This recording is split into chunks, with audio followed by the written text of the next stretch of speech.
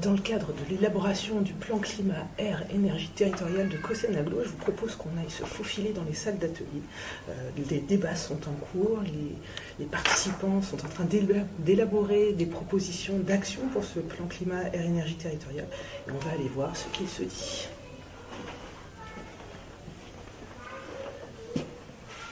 Alors ici, nous arrivons dans l'atelier qui traite de la question de la participation citoyenne. Émerger en mettant le diagnostic tout à l'heure.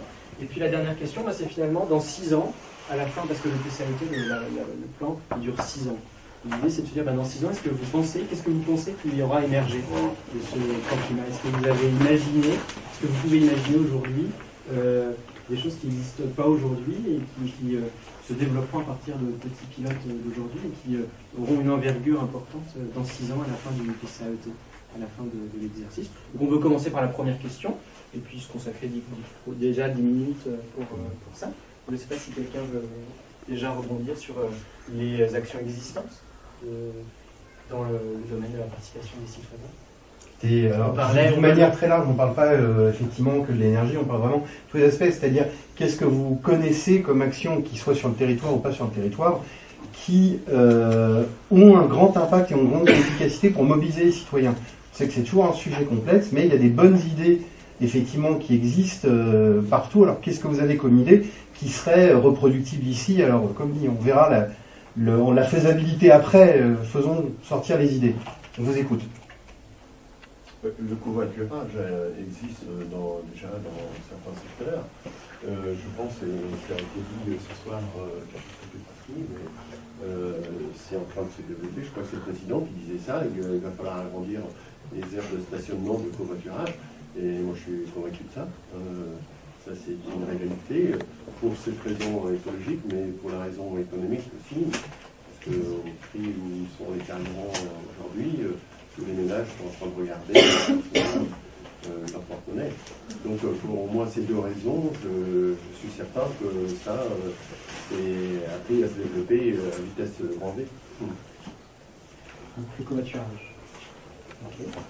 Une partie du budget municipal a des décisions qui sont portées par les habitants eux-mêmes, je veux dire. Et aujourd'hui, avec les outils dont on va disposer, notamment les GRC, gestion relations citoyens, c'est pouvoir développer effectivement dans chaque commune ou dans un territoire un budget consacré dans ce domaine-là. Parce que la participation, c'est bien, c'est une idée louable, mais elle ne se fait pas forcément dans le bon ordre et quelquefois, ça s'arrête au pied de la décision. Et donc, la décision, c'est pouvoir aussi, je vous dire, un budget, de se dire, avec ce budget-là, voici les priorités qu'on peut mettre en œuvre et confronter un petit peu tout ça dans ce cadre-là. C'est un espace un peu démocratique, mais on va dire numérique, puisque là, dans le modèle de Porto Alegre, il est plutôt humain, mais à l'échelle avec une GRC, ce serait plutôt à une échelle numérique. Est-ce que ça existe déjà à Cossen-Aglo, une partie du budget participatif? Moi, effectivement, j'ai bénéficié du fonds de participation des habitants pour promouvoir des conférences pour réduire les déchets au sein d'un quartier qui avait des gros problèmes au niveau des déchets. Et du coup, là, c'est une partie du budget municipal qui est déterminée par les habitants, ou alors est-ce que c'est une taxe en plus que les habitants Il me semble que c'est un fonds développé par une association, mais il y a une relation avec parce que du coup, on a les deux. Là. On a à la fois une partie d'un budget sanctuarisé de la mairie, qui du coup, dont une partie peut être pilotée par la décision des citoyens, et puis une deuxième partie où là, on a des citoyens, une association qui, peut-être aussi en association avec la collectivité locale, va augmenter, va créer une cagnotte, et puis donc du coup aussi orienter, mais avec des fonds supplémentaires. Donc il y a ces deux idées. Il y a une idée de budget participatif et une idée de fonds participatif, où là on a des fonds en plus par rapport au budget de la mairie. D'accord. Mais pour répondre à la question sur Cossen-Aglo, Ça n'existe pas. C'est une excellente idée, mais ça n'existe pas. Très bien, mais on est là pour avoir les idées, et puis après on verra au moment des scénarios et puis du programme d'action si c'est une idée qui est réaliste, faisable, mais aujourd'hui on est là pour émettre des idées. Voilà. Donc, il y a eu un tour d'horizon des différentes communes de la collectivité. Il y a 92% des communes de la collectivité qui ont participé à une enquête cet été qui s'appelle Climat Pratique, un dispositif de l'ADEME. Et on sent qu'effectivement le relais communal, c'est pas que il est bien, il faut le développer. Non, il est essentiel. Sans lui, on ne fera rien. Parce que malgré le rôle de la communauté d'agglo, c'est les communes qui sont en contact directement des habitants. Donc pour ce qui est de l'institutionnel, c'est complètement incontournable. Pour ce qui est de l'individuel, effectivement, les fonds, là le fonds, ça se trouve c'est aussi un fonds de quartier, puisque c'est une action sur un quartier, mais effectivement des choses qui émergent, c'est super intéressant. Au-delà du participatif, parce que là c'est beaucoup plus participatif, mais même une démarche citoyenne de co-construction, parce qu'on voit il y a pu y avoir des exemples de création de compost de quartier, par exemple, où les gens choisissaient les types de compost avec les services, payés par les services de la commune, mais eux-mêmes étaient acteurs du changement. Donc au-delà du participatif, il peut y avoir aussi du projet citoyen où tout le monde co-construit, quoi. L'objectif dans le PCAET, c'est non seulement réussir à faire une co-construction, mais une co-réalisation. Parce qu'on sait bien, les collectivités voient, tout le monde l'entend, leur budget diminuer et on n'a pas les moyens de tout faire. Et surtout, c'est inutile d'essayer de refaire ce que la société civile fait très bien toute seule, ou alors on pourrait juste être en facilitateur. Donc il y a des tas de choses, effectivement, où là, c'est un exemple, hein, il y a l'aide des services, mais c'est aussi les citoyens qui se mettent dedans. Donc on n'est pas que dans la co-construction, on espère de la co-réalisation et puis à voir même si on ira sur du co-suivi des activités. Je voudrais revenir sur compléter ce que monsieur disait là sur les aires de covoiturage, c'est une chose. Mais ce qui est intéressant, c'est de mettre les gens en relation pour covoiturer.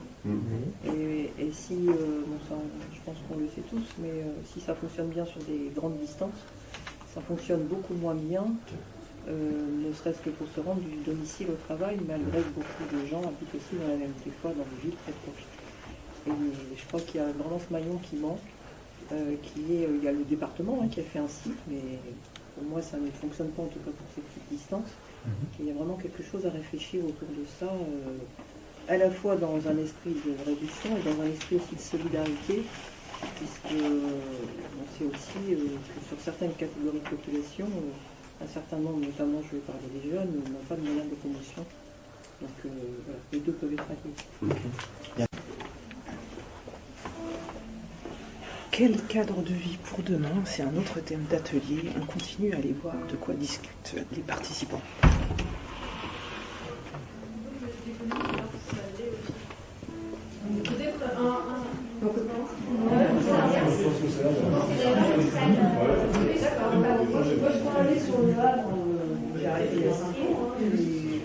Par contre, on avait des mal à se garer à cette époque-là.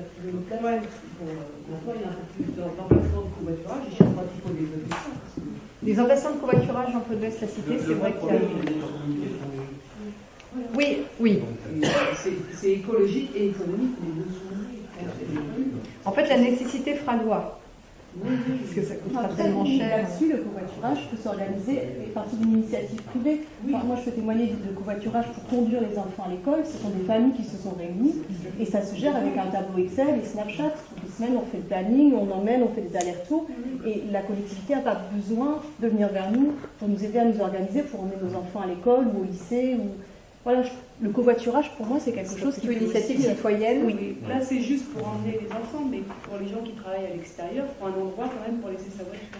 Ah oui, non, mais là, on n'exclut pas l'autre, mais je pense que c'est complémentaire. Il y a le parking de la gare qui fait office 2, qui va être aménagé avec une station-service pour faire office 2 officiellement, en parking de covoiturage. Donc c'est clair, il y en a un dans Carville, il y a des officieux sur Livonne, il y en a à Bolbec sur la jonction avec la 28, la 29, la 29, qui est déjà saturée. Alors celui-là, c'est pareil, le département nous a proposé un aire de covoiturage à Grandchamp de 15 places. 15 places, il y en a déjà 35 en permanence. Bon, on est en train de revoir, on est en train de dimensionner pour que ce soit opérationnel, que ce soit concret, parce que là, c'est pas du covoiturage pour aller, c'est qu'ils rentrent avec un seul véhicule d'entreprise dans les raffineries, a fortiori quand vous aurez l'air des 110 qui sera très limité au niveau du français. Donc ça, c'est certain. Il y a également venir à l'hôpital, on est en train de faire un parking qui résout les problèmes sans vraiment les résoudre. Mais quand on aura fait le parking, on va se rendre compte qu'il sera pas suffisant. Il y a aussi tous les patients qui viennent chez nous, sont majoritairement dans le territoire, pour en avoir rencontré certains qui se plaignaient de ne pas avoir de place de parking, ils nous disent ok, on ne vient pas avec la voiture, mais on fait comment? Alors peut-être qu'il y a des systèmes qu'ils ne connaissent pas. Il y a un bus urbain à Nivonne, ça c'est sûr, et qui est liaisonné avec la ligne 20 puisqu'il passe par le transport romain. Mais après, peut-être que c'est l'outil de connexion des différentes lignes, qu'elles soient départementales, régionales aujourd'hui, qu'elles soient d'agglo, qu'elles soient encore municipales, parce que les communes ont gardé la gestion dans un premier temps. C'est cette connexion qui n'existe pas. C'est un peu toujours l'idée du passe-tout. Il faut faciliter l'accès à ces transports par une forme de guichet unique et on travaille encore un peu trop en silo. Donc ce serait un peu, déjà de recenser toute l'offre de mobilité, ça se trouve, elle est complète, ou alors ça se trouve, à 2-3 minutes près, vous ne pouvez pas prendre le transport suivant. Nous, on a revendiqué ça par rapport au transport de la CREA. Il y avait des horaires de transport où quand le bus arrivait au bout de la ligne 20 à Côte-Bec, vous ne pouvez pas prendre le bus après, il a fallu décaler de quelques minutes pour que ce soit... Donc, c'est des choses comme ça déjà qu'il faudrait faire. Il y a bientôt des couloirs avec le train, toujours avec les gars, qui ne veut pas prendre la voiture. Il faut qu'il parte à 10h le matin et il ne revient pas avant 6h le soir. S'il a un rendez-vous sur le Havre. Ouais. Des express en après-midi. C'est vrai, quand on va, c'est comme 1h, 3/4. S'il a un rendez-vous de spécialiste, s'il a un rendez-vous de spécialiste, il faut qu'il prenne un peu de marge. Il ne revient pas avant 18h. Alors, il y a des sites qui existent sur le Drakkar pour travailler sur la zone industrielle. En vrai, il y a des sites qui sont peu connus. Donc c'est vraiment inventorier déjà toutes les possibilités en matière de... Et on va peut-être passer à la thématique suivante sur les... Mais juste une dernière question sur les mobilités, peut-être pour donner un petit peu mettre mon grain de sel et mettre du grain à moudre. Là, on a parlé de beaucoup d'initiatives, beaucoup de pistes, de solutions qui viendraient arriver en complément de la voiture pour changer les modes de déplacement. Est-ce qu'il y a des mesures qui vous paraissent intéressantes, qui sont coercitives, qui permettent d'empêcher les déplacements? Un parking en ville qui est conditionné par un covoiturage, voilà, des mesures qui, selon vous, seraient à mettre en place, alors qui ne seraient pas incitatives, mais plutôt coercitives contre la voiture. Est-ce que, selon vous, c'est à mettre en avant ou pas du tout? Il faut rester assez passif sur le mode de gestion de la voiture et plutôt aller pousser toutes les autres initiatives. Parce que là, on a parlé de beaucoup d'initiatives. Voilà. C'est pas du tout une position de ma part, c'est juste une question que je vous pose. Peut-être que vous avez un avis sur la question. On pourrait peut-être, avec toutes les taxes là, qui sont prévues sur tout le monde, donner peut-être une prime au covoiturage. Je ne sais pas par quelle façon, mais une incitation financière au covoiturage. 17% des taxes écologiques reviennent à l'écologie. 17%. Toutes les autres, elles partent à Bercy pour faire autre chose. Voilà. Donc ça pourrait, je ne sais pas si c'est pertinent ou pas, mais ça pourrait éventuellement inciter les gens à développer le covoiturage. Et de revoir les modèles économiques pour afficher et valoriser ce qui est fait de... Il n'y a pas eu une opération où l'autoroute était gratuite quand on était 4 dans la voiture? La 14 est gratuite quand on est en covoiturage. Comment ils le savent? Ouais, Non, mais c'est ce type de mesure. Enfin, voilà, après, c'est peut-être pas toutes les communes. Il y avait aussi une prime pour l'achat de vélos électriques. Il y avait une prime. Je ne sais plus si c'est supprimé, je crois, mais. Encore une fois, là, on est beaucoup sur les incitations, mais tant mieux, ça veut dire que on est plutôt avec une volonté d'inciter plutôt que de, entre guillemets, de punir, entre guillemets, des pratiques. Là où ça m'intéresse, c'est que les startups nous ont proposé des systèmes de covoiturage professionnel pour lesquels il fallait abonder. C'est-à-dire que pour que ce soit attractif, il fallait que celui qui pilote ait quand même une rémunération intéressante et celui qui est emmené paye vraiment pas cher. Et le delta, c'est la collectivité qui payait. Mais on montait sur des chiffres à 200-300 000 euros par an. Et nous, en tant qu'élus, Claudine va confirmer ce que je vous dis, Annick aussi, on s'est dit, attendez, on ne va pas commencer par nous demander un chèque alors qu'on ne s'est pas tourné vers la population pour savoir s'il y avait un réel besoin. Voilà, c'est parce que moins il y a de monde, plus le chèque est important pour la collectivité aussi. Donc il y avait, mais vous pensez, c'est ça qui nous intéresse, parce que finalement on a discuté de ça entre nous, avec un cabinet d'études qui présente invité la start-up, hein. Mais nous, ce qu'on aurait aimé savoir, c'est est-ce que vous seriez prêt à dire, tiens, pour aller au boulot, pour aller, j'habite Yvetot, je vais à l'hôpital Yvonne, est-ce que je vais faire du covoiturage professionnel ou pas? Et il y a une vraie habitude à changer, il faut que ce soit quasiment gratuit. Je pose la question, hein, parce que nous, on a mis des doutes à l'époque. En fait, ça part d'un volontariat personnel à chaque fois, en fait. Donc, c'est les gens qui ont la volonté d'être un peu écolo et un peu aussi économe qui vont le faire. Les autres, on n'y arrivera pas. Enfin, voilà, on ne changera pas les mentalités. D'où ma question de est-ce qu'on place aussi des mesures un petit peu d'empêchement, en tout cas. Si on est plutôt répressif qu'incitatif.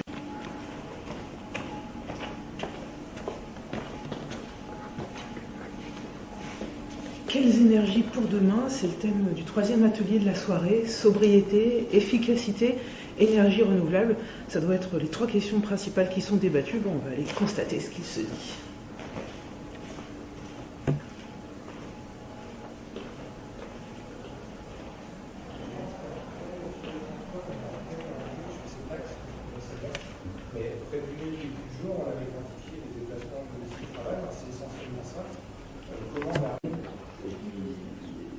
permettre en fait un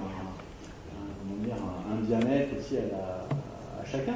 Est-ce qu'il n'y a pas une responsabilité aussi des entreprises dans ce plan de déplacement? Les plans de déplacement d'entreprise, ça a existé.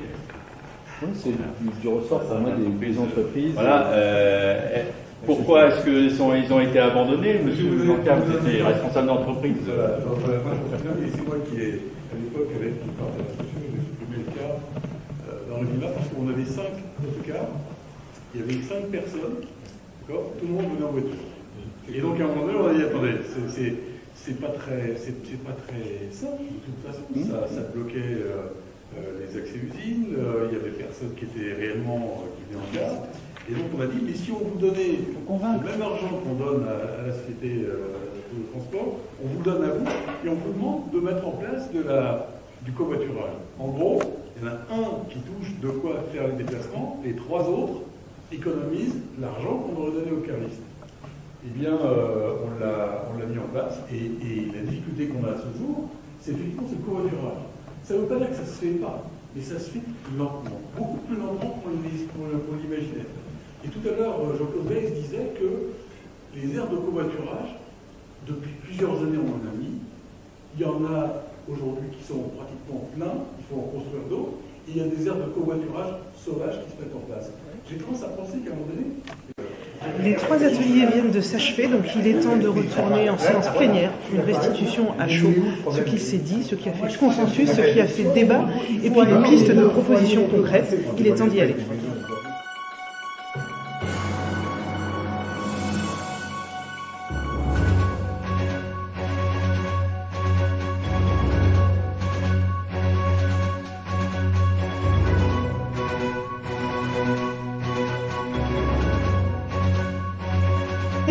Il y a quelques instants dans un cinéma. Alors, je vous invite à un tout petit peu de silence. Vous pouvez aussi vous asseoir. C'est comme vous voulez. Il y aura encore à manger. Venez vous asseoir. Allez, alors, venez vous asseoir. Madame Carolo vous invite à venir vous asseoir. Alors, Il n'y aura pas de caisse pour tout le monde.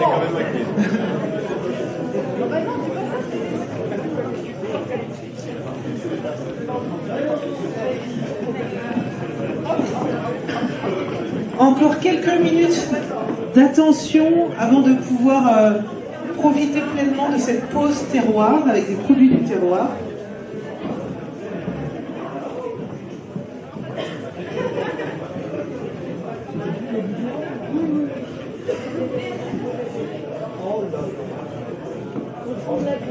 Allez, je vais faire mon introduction dans le bruit pour que vous puissiez finir de vous installer. Je le disais, il y a quelques instants, nous étions dans un cinéma, et ça tombe bien parce qu'en atelier, vous avez été invité à écrire le synopsis d'un film. Pas un film de science-fiction, non, parce que nous sommes ici ancrés dans la réalité d'un territoire, plutôt un film d'anticipation. Quel territoire demain? Quelle politique publique pour s'adapter au changement climatique en prenant en compte les enjeux sociaux, économiques, environnementaux, atmosphériques liés à ces problématiques. Alors, pour écrire ce synopsis, alors on en est au synopsis, parce que le scénario, il va falloir l'écrire dans les prochains ateliers à venir. Vous allez échanger avec les élus, avec les agents de l'agglo, avec les bureaux d'études qui accompagnent le territoire dans cette dynamique. Aujourd'hui, c'était le synopsis. Pouvoir identifier bien les grandes questions, des premières propositions, qu'est-ce qui va se passer comme action dans ce film pour que le territoire s'adapte à son nouvel environnement dans le futur.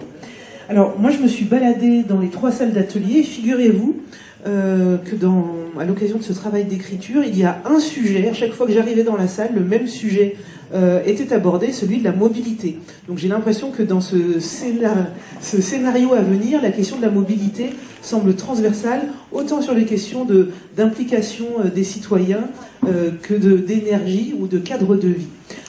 Ceci étant dit, j'aimerais avec vous qu'on puisse découvrir les points forts de vos travaux. À l'inverse du document tel qu'il est construit, j'aimerais qu'on évoque peut-être les points qui ont pu faire consensus d'abord, ensuite débat, et après pour finir sur des pistes d'action très concrètes qui ont pu être évoquées. Et j'ai envie de commencer avec vous, Patrick Pesquet, parce que... ah non, c'est pas avec vous que je commence. Voilà, c'est ça, premier raté. J'ai envie de commencer par le thème de la participation citoyenne, avec vous, Didier Peralta. Parce que la participation citoyenne, finalement, elle est extrêmement transversale. Elle doit nourrir l'ensemble des dimensions de ce PCAET. Et donc, j'ai envie de savoir comment vous avez pu l'aborder, la traiter. Donc, je vous confie le micro. Merci. Il y a eu un consensus sur une question qui passe au-dessus des autres, un thème général. Il ne peut pas y avoir de transition à la fois énergétique et écologique sans une mobilisation citoyenne. Voilà, ça on était tous d'accord là-dessus. Une fois qu'on avait dit ça, ça devenait plus compliqué. C'est-à-dire comment stimuler pour que cette transition, comment stimuler les citoyens pour qu'ils se mobilisent pour cette transition. Et ça a fait l'objet de tous nos débats. C'est vrai qu'on a parlé mobilité, mais on n'a pas parlé longtemps. Vous êtes arrivé juste à ce moment-là. Non, on a parlé mobilité. Je continue ou j'y vais? Alors, les sujets qui ont été abordés et qui ont fait consensus quasiment ont eu trait à la mobilisation des jeunes. Comment mobiliser les jeunes? Alors, on a soumis des idées parce que une transition écologique ne pourra pas se faire sans les jeunes.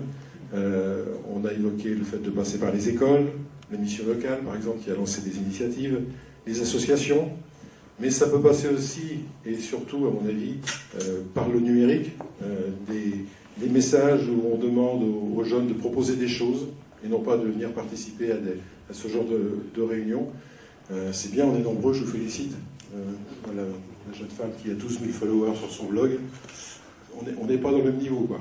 D'accord ? Donc, est-ce qu'il ne faut pas passer par ces outils numériques pour convaincre les jeunes et pour leur demander des idées? Il a été dit aussi que les jeunes, entre autres, mais également tous les citoyens, ne se trouvaient pas toujours à l'aise de venir parler devant un auditoire, étaient beaucoup plus à l'aise derrière leur clavier à proposer des choses. On a parlé mobilité autour du covoiturage, mais en allant plus loin, en disant que l'intelligence artificielle pouvait aider. On pouvait développer de nouveaux outils. Il y a des choses qui sont testées en ce moment. On a beaucoup insisté là-dessus pour que l'agglo aille encore plus loin que le strict covoiturage, un covoiturage plus. On a évoqué aussi la création qui se fait dans d'autres territoires de budgets participatifs ou de fonds participatifs, notamment sur l'énergie, par exemple. Ça a été cité. C'est ce que j'ai entendu peut-être un peu entre les lignes, mais qu'il faut se poser toujours la question de l'échelle la plus pertinente. Parfois c'est celle du quartier, parfois c'est celle de l'intercommunalité, parfois celle de la commune, et que c'est cette bonne échelle qui va permettre ce pouvoir d'agir, ce lien aussi indispensable entre les gens pour qu'il y ait de la co-construction, de la co-réalisation et que la collectivité accompagne ces dynamiques.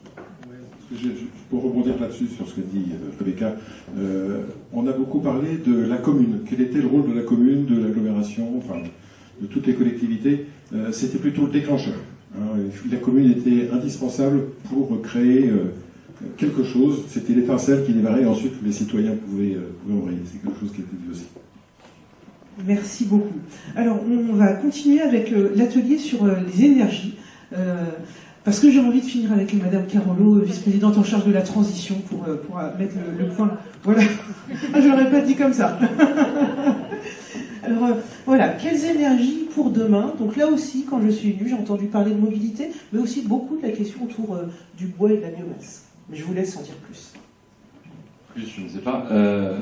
Sur le consensus, sur le fait qu'on est à la...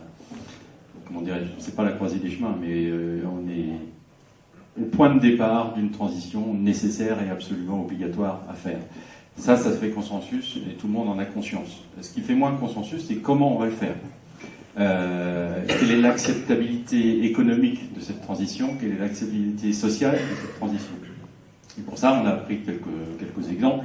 Le prix de l'énergie, c'est revenu cette première chose.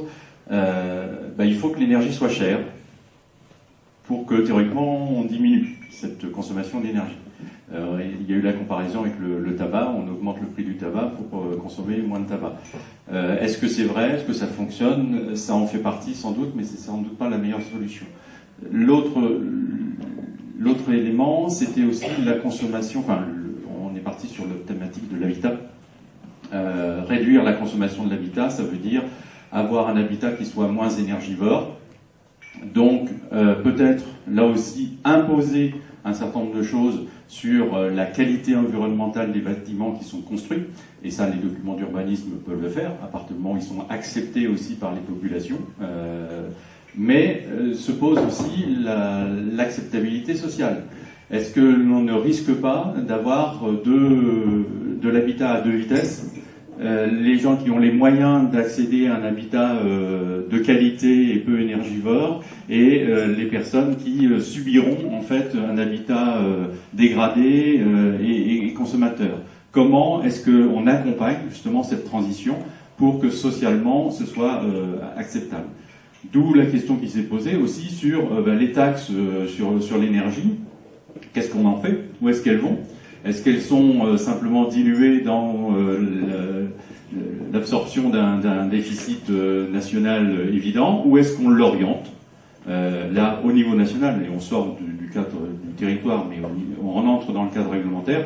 Est-ce qu'on l'oriente vers une transition énergétique qui accompagne socialement pour passer vers un habitat durable et vers une mobilité? Et là, je rejoins ce qui était évoqué. Là aussi, la mobilité, elle a un coût. Et forcément, on a nécessité de se poser cette question. Comment est-ce qu'on peut accompagner les gens socialement pour arriver à une mobilité qui soit environnementalement positive et économiquement faisable? D'où la question aussi de la consommation de l'espace. Restructurer, densifier effectivement les villes, réutiliser les friches industrielles. Ce sont des outils qui existent déjà dans nos lois. Là aussi, il faut que les personnes, les habitants, mais aussi les élus le portent et l'assument. Et se posera aussi la question, comment les habitants vont-ils accompagner des élus qui vont faire passer des règles peut-être difficiles à accepter? Le tout n'est pas de dire il faudrait faire ça. Après, il faut accompagner les élus qui auront le courage de porter des règles un petit peu contraignantes. Certes, l'environnement, ce n'est pas que de la contrainte, c'est aussi de l'envie, c'est aussi apporter de l'énergie, apporter de l'envie de faire et de bouger. On a vu aussi les difficultés réglementaires aussi pour faire évoluer les choses en termes de production d'énergie. On évoquait les problématiques pour créer un projet de méthanisation, le temps administratif et technique pour le mettre en route est très long. Donc il y a nécessité de retravailler aussi cette problématique. En ce qui concerne la mobilité, comment limiter les déplacements? C'est effectivement en limitant la dispersion de l'habitat, mais c'est aussi en proposant d'autres formes de déplacement. Donc intégrer dans les structures de ville et dans les PLU des possibilités d'axes cyclables, d'axes de développement, de déplacement piéton. et repenser toute cette industrie, tout notre paysage pour accueillir aussi des réseaux d'énergie, des réseaux de chaleur. Alors ça peut être des réseaux chaleur-bois, mais c'est aussi là l'association entre la chaleur perdue, la vapeur perdue au niveau de l'industrie. Il y a déjà des amorces de réseaux chaleur au niveau industriel, mais on peut aller jusqu'à l'habitat pour pouvoir partager cette énergie qui est, sinon on part simplement dans les nuages. Donc la thématique de l'énergie fatale a été évoquée, hein, et sur son utilisation. Dans les énergies renouvelables, ce qui n'apparaissait pas au début mais qui est arrivé après, c'est l'hydrolien. On a évoqué la Seine comme un potentiel de force énergétique par son flux et son dynamisme et la force des marées, mais aussi l'hydrogène. L'hydrogène qui peut être sans doute à la fois pour le transport fluvial et maritime, mais aussi pour les transports en commun ou les véhicules légers, ou le gaz naturel de ville, la possibilité d'avoir d'autres moyens de se déplacer sans utiliser les énergies carbonées. Donc voilà, très rapidement brossé les choses qui ont été évoquées. Bien entendu, la question c'est comment faire.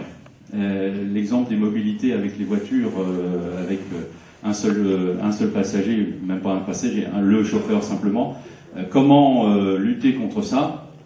Est-ce que c'est de la sensibilisation? Est-ce que c'est par la mise en place de plans de déplacement d'entreprises? Les solutions ont été évoquées, ont déjà existé, mais ont montré aussi leurs limites. C'est la limite entre l'individuel et le collectif, entre l'intérêt de la personne, ou l'envie de la personne et l'intérêt de la collectivité. Et donc tout le débat, effectivement, entre est-ce qu'il faut inciter, est-ce qu'il faut imposer, et jusqu'où on peut le faire pour que ce soit acceptable dans notre société. Merci beaucoup pour cette restitution. Donc convaincre et ou imposer. Et puis ce que j'ai aimé dans votre restitution, c'est l'insistance que vous avez eue sur la notion d'égalité de tous les citoyens face à la transition écologique. Et ça, c'est un enjeu extrêmement important. Finissons avec vous, Virginie Carollo, sur la question du cadre de vie. Vous avez parlé d'autonomie, de connexion entre les acteurs, de changement de culture, mais je vous laisse en dire plus. Je crois qu'on aurait pu faire toute l'introduction avec le changement de culture, de toute façon. Je tiens à remercier d'abord mes deux collègues qui ont bien voulu animer les ateliers, Patrick et Didier, parce que c'était important pour nous que c'est aussi la mobilisation des élus et ça fait le lien avec le changement de culture dont on a besoin aussi, nous, dans les institutions. Alors, s'il y a un truc qui a fait consensus, et ça me fait plaisir, je vais rentrer dans le concret tout de suite, c'est quelques sujets comme ça, la mobilité. Ça s'est vu dans les 3 ateliers, si j'ai bien compris. Ce qu'a proposé l'atelier, là, le dernier, c'est déjà de faire l'inventaire de tout ce qui existe, et puis d'en faire un guichet unique pour les habitants, parce qu'on m'a dit, mais ça n'existe pas. Je dis, bah oui, ça existe. Ah oui, mais ça, on ne peut pas le faire. Si, ça existe. Et en fait, ça existe vraiment. Oui, c'est beaucoup mieux, même pour moi. J'ai choisi mon camp. Et donc là-dessus, on a eu vraiment, plutôt que d'inventer des systèmes, parce qu'on a parlé covoiturage professionnel, après le covoiturage privé, on a eu aussi des témoignages d'initiatives de citoyens. Ben, nous, on fait ça pour l'école, pour emmener les gamins à l'école. On n'a pas besoin d'institutions pour nous demander de partager une voiture.